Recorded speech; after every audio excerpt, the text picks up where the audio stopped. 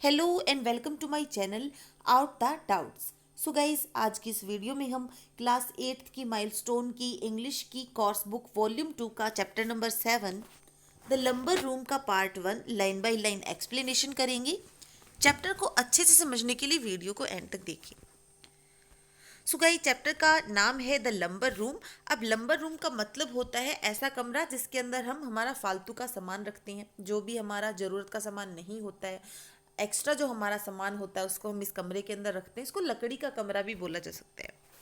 तो बिना देरी के चैप्टर को शुरू करते हैं। The lumber room is a classical short story about a child who is clever but mischievous.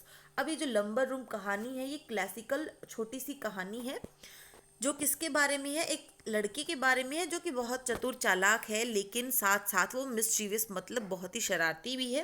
वो seeks to outwit his aunt, जो कि क्या करना चाहता है, अपनी आंट को, अपनी आंटी को जो है वो आउटविट करना चाहता है, हराना चाहता है, so that he can gain access to the lumber room with its hidden treasure and curiosities.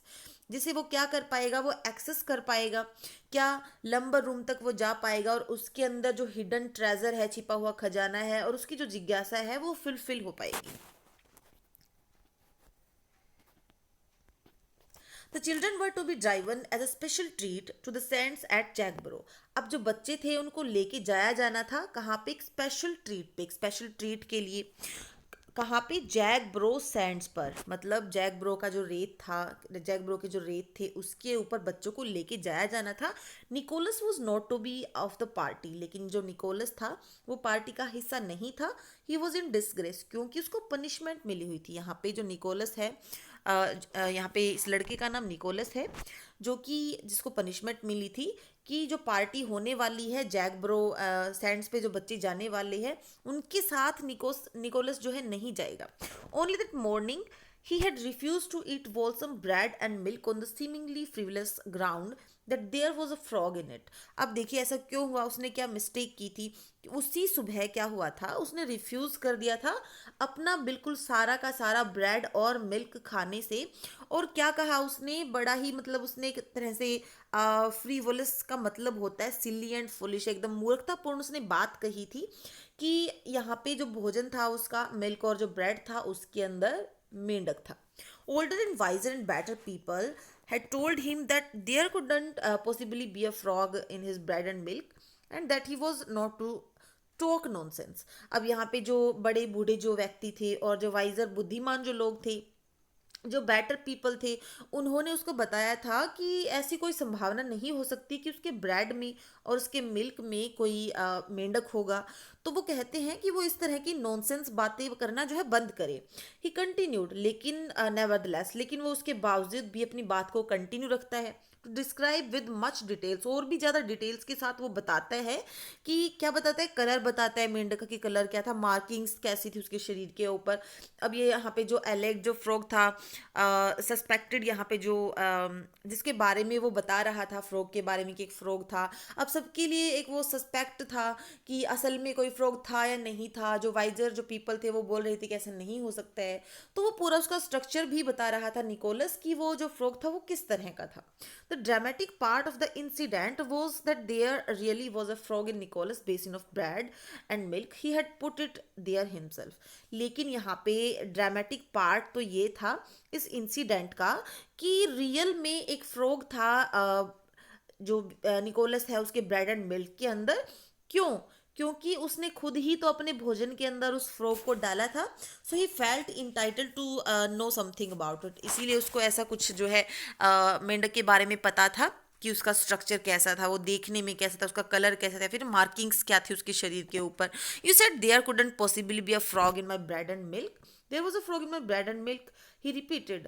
अब देखिए वो कहता है कि आप तो कह रहे थे कि मेरे ब्रेड और मिल्क के अंदर कोई फ्रॉग हो ही नहीं सकता, तो देखिए मेरे तो ब्रेड के अंदर जो है, ब्रेड और मिल्क के अंदर फ्रॉग है। वो रिपीट करता है, बार बार अपनी बात को दोहराता है with the insistence of a skilled negotiator who does not intend to shift from favorable ground.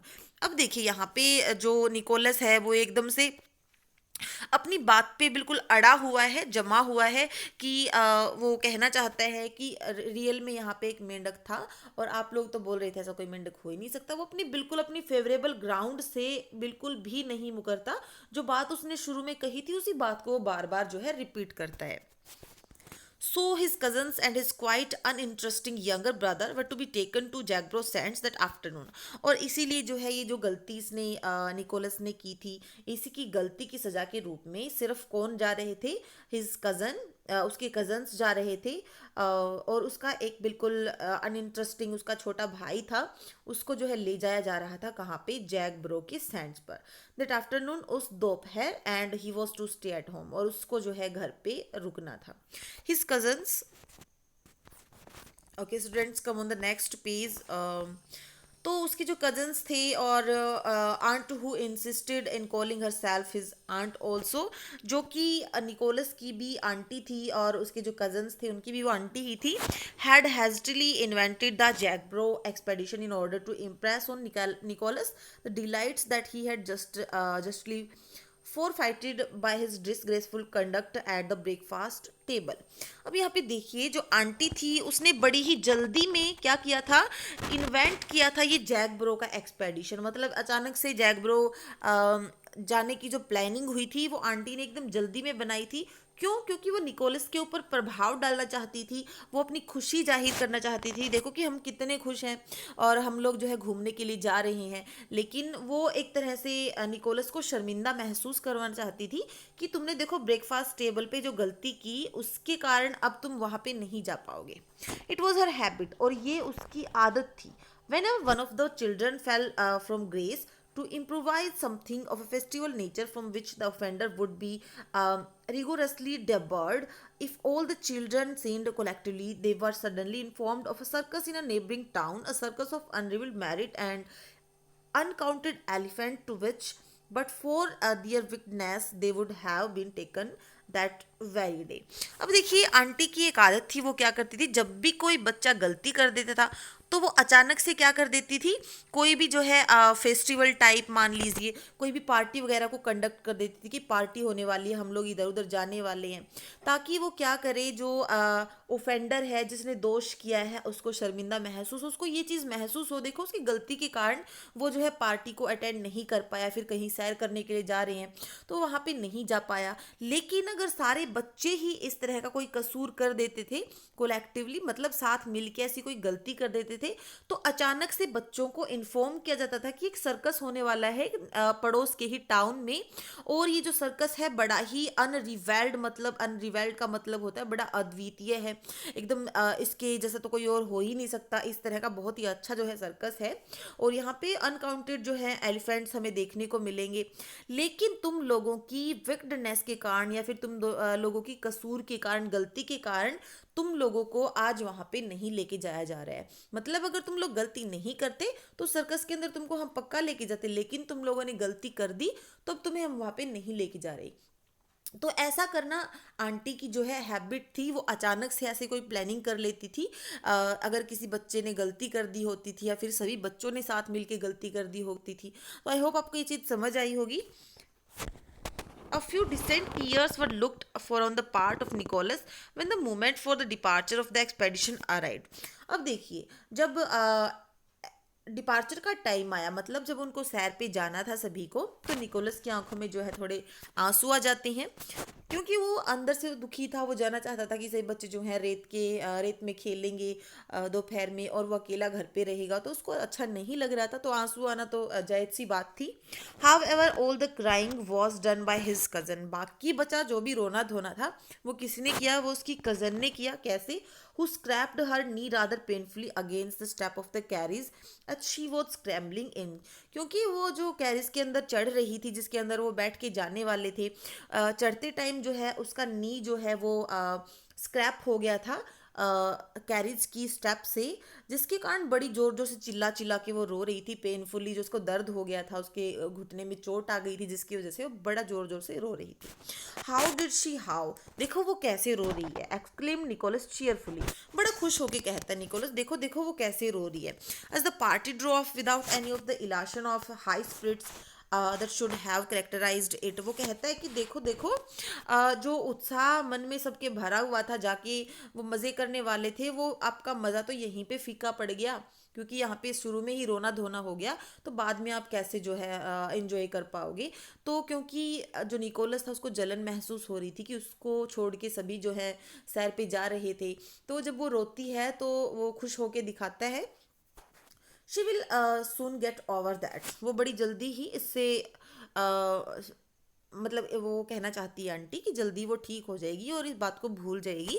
Sad the aunt, aunty कहती है it will be a glorious afternoon, ये बड़ी ही अच्छी आफ्टरनून होगी for racing about over those beautiful sand, उस बड़े सुंदर उस रेत के ऊपर जो है रेस करेंगे बच्चे। How they will enjoy themselves, कैसे वो खुद कितने मज़े वो करेंगे वहाँ पे जाने के बाद, ऐसा जो है आंटी कहती है निकोलस को जलाने के लिए। Bobby wouldn't enjoy himself much and he वो वुडंट रेस मच आइदर। अब जो निकोलस है वो कहता है कि जो बॉबी है वो तो अब मज़े ले ही नहीं पाएगा, वो तो इंजॉय कर ही नहीं पाएगा, क्योंकि और ना ही वो किसी तरह की रेस कर पाएगा।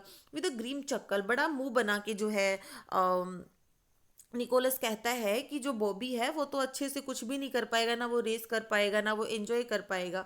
His boots are hurting him, क्योंकि उसके जो शूज़ हैं, उसके जो बूट हैं, वो उसको बड़ा हर्ट कर रहे हैं। दे आर टू टाइट, क्योंकि वो बहुत ज़्यादा टाइट है। हो सकता है कि बॉबी के जो शूज़ हैं वो छोटे हो गए हों, जिस वजह से वो टाइट थे। तो वो कहना चाहता है कि बॉबी के जो शूज़ हैं वो तो बहुत टाइट हैं, तो वो कैसे भाग पाएगा, वो तो भाग ही नहीं पाएगा रेत के ऊपर। Why didn't he tell me they were hurting, ask the aunt with some स्टैंडनेस। तो थोड़ी जो आंटी है वो थोड़ी सख्त होके कहती है कि उसने फिर मेरे को क्यों नहीं बताया, अगर ऐसा कुछ है, अगर उसको शूज़ हर्ट कर रहे हैं, अगर जख्मी कर रहे हैं उसको, तो उसने मेरे को क्यों नहीं बताया। He told you twice but you were not listening, उसने आपको 2 बार बताया लेकिन आप तो सुनते ही नहीं। You often don't listen to when we tell you important things, आप जरूरी जब हम कोई बात बता रहे होते हैं तो बहुत बार ऐसा होता है, अक्सर ऐसा होता है कि आप सुनते ही नहीं हो। You are not to go into the gooseberry garden said the aunt changing the subject. अब जो आंटी है वो उस सब्जेक्ट को, उस टॉपिक को चेंज करते हुए कहती है कि तुम गूसबेरी गार्डन नहीं जाओगे, कि तुम जो अंगूर का या फिर फलों का बाग है थोड़ा आगे, वहाँ पे तुम नहीं जाओगे। Why not, demanding Nicholas. तो निकोलस कहता है क्यों, क्यों नहीं जा पाऊंगा। Because you are in disgrace, क्योंकि तुम्हें पनिशमेंट मिली हुई है इसलिए नहीं जाओगे। सेड द आंट लॉफ्टली, तो जो आंटी है बिल्कुल एकदम सख्त होके और एकदम जिद्दी उसमें कहती है कि नहीं, तुम्हें जो है पनिशमेंट मिली हुई है तो तुम्हें नहीं जाना। Nicholas did not agree to this reasoning, लेकिन जो निकोलस है बिल्कुल भी सहमत नहीं है उनकी इस बात से। He felt perfectly capable of being in disgrace and in a gooseberry garden at the same moment, लेकिन मन ही मन में वो बिल्कुल एकदम कैपेबल उसको लग रहा है कि वो गूसबेरी गार्डन ज़रूर जाएगा। सेम मोमेंट मतलब उनके जाते ही जो है वो गूसबेरी गार्डन जाएगा, ऐसे उसके मन में चल रहा था। His face took on an expression of considerable obstinacy, और उसके चेहरे से बिल्कुल ये झलक रहा था कि वो जिद्दी है और उसके मन में उसने मन बना रखा है कि वो गूसबेरी गार्डन जरूर जाएगा। It was clear to his aunt that he was determined to get into the gooseberry garden. अब ये उसकी आंट के सामने बिल्कुल क्लियर था और ये बिल्कुल डिटरमाइंड थी वो कि जो निकोलस है वो गूसबेरी गार्डन ज़रूर जाएगा। Only as she remark to herself, ऐसा वो खुद से कहती है कि पक्की बात है कि हमारे जाते ही जो निकोलस है वो पक्का गूसबेरी गार्डन जाएगा। Because I have told him he is not to, लेकिन वो ऐसा अपने मन में कहती है, वो उसको नहीं कहती, क्योंकि उसने उसको पहले से ही बता दिया है कि उसको गूसबेरी गार्डन नहीं जाना। सो गाइज चैप्टर के अंदर आज के लिए इतना ही। आई होप आपको चैप्टर समझ आया होगा। अगर आपको वीडियो पसंद आया तो वीडियो को लाइक करें, शेयर करें, और चैप्टर का सेकंड पार्ट अगर आपको देखना है तो चैनल को सब्सक्राइब करें। Thank you, have a nice day.